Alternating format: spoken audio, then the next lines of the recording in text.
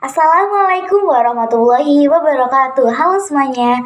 Perkenalkan, nama saya Putri Kalisa dari kelas 7C akan menyampaikan dongeng Nusantara berjudul Asal-usul Danau Toba yang berasal dari daerah Sumatera Utara. Pada zaman dahulu kala, hiduplah seorang laki-laki bernama Toba. Toba merupakan seorang petani yang pekerja keras dan rajin. Toba selalu bekerja di lahannya yang tidak seberapa luas untuk memenuhi kebutuhannya sehari-hari. Kadang-kadang, Toba memang sering memancing di sungai dekat rumahnya. Pada suatu hari, saat Toba selesai dari lahannya, Toba memutuskan untuk pergi memancing. Pada saat sampai di tempat mancing, dia sudah melemparkan kailnya, akan tetapi sudah lumayan lama. Pancing yang dilempar Toba tadi tidak dimakan oleh ikan. Toba yang merasa kesal memutuskan untuk berhenti memancing. Tak lama saat ia ingin menarik pancing itu semakin bergerak ke tengah-tengah danau. Toba pun yang tadinya kesal, tiba-tiba menjadi kegirangan dengan adanya tarikan dari ikan yang dianggapnya besar itu. Saat ditarik, ternyata benar ikan itu berukuran besar. Toba pun senang, akhirnya dia mendapatkan ikan besar. Akhirnya, Toba memutuskan untuk pulang. Saat sampainya di rumah, di saat Toba selesai mandi dan menaruh ikannya di dalam sebuah bak, Toba memutuskan untuk memanggang ikan tersebut. Saat ia berjalan ke dapurnya, ia melihat kayu bakar di sana telah habis dan akhirnya dia mengambil kayu bakar di bawah rumahnya itu. Saat dia selesai mengambilnya, alangkah terkejutnya dia melihat seorang wanita nan cantik jelita sedang menyisir rambutnya di kamar Toba.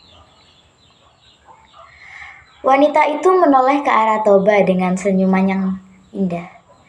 Saat itu Toba bertanya, "Siapa kamu?"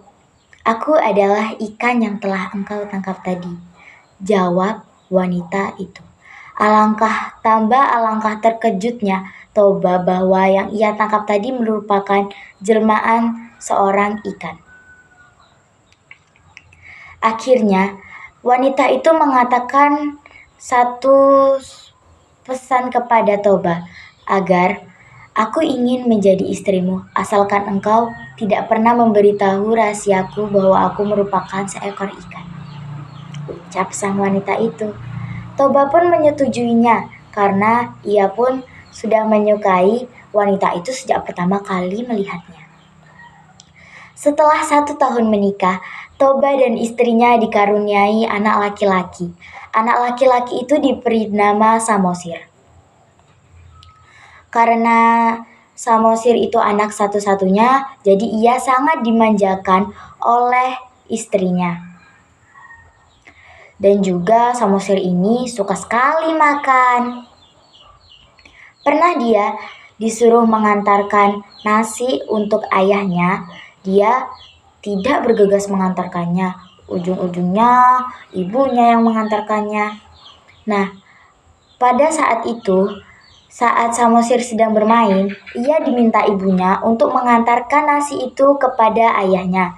Tapi Samosir menolaknya. Akan tetapi ibunya bersikeras untuk bisa Samosir mengantarkan makanan itu kepada ayahnya. Akhirnya dengan perasaan kesal, Samosir pun tetap mengantarkan makanan itu untuk ayahnya.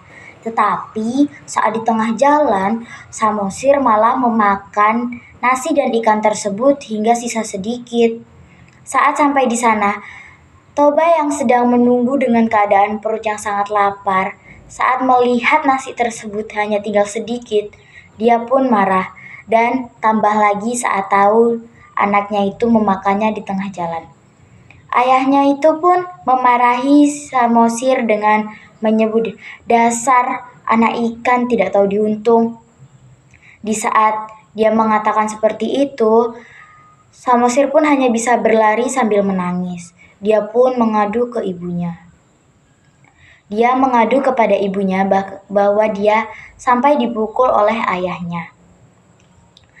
Istrinya pun sedih melihat suaminya yang seperti itu. Ditambah lagi, dia melanggar peraturan yang tidak boleh menyebutkan rahasia mereka.